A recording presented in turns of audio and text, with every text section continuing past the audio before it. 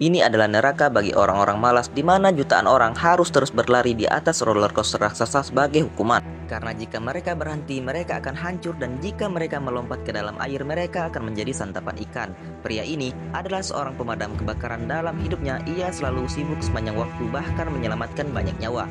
Meskipun nyawanya sendiri dalam bahaya, suatu hari ia melompat dari lantai 20 saat mencoba menyelamatkan seorang gadis kecil, tetapi talinya putus dan dia jatuh ke tanah. Secara mengejutkan, tidak terjadi apa-apa padanya dan dia juga berhasil menyelamatkan gadis itu. Tetapi ketika dia pergi ke orang tua gadis itu untuk melihat keadaannya, mereka malah mengabaikannya. Tiba-tiba dia mendengar seseorang memanggil namanya dan melihat dua orang tersenyum padanya. Dia segera berteriak pada mereka untuk menjauh dari puing-puing yang jatuh. Tetapi kemudian dia melihat beberapa petugas pemadam kebakaran mencoba menyelamatkan seseorang pria yang tampak seperti dirinya. Dia segera menyadari bahwa dia sudah mati. Pasangan itu kemudian mengatakan kepadanya bahwa mereka adalah pelindungnya di akhirat dan akan membantunya melewati 7 ujian penghakiman.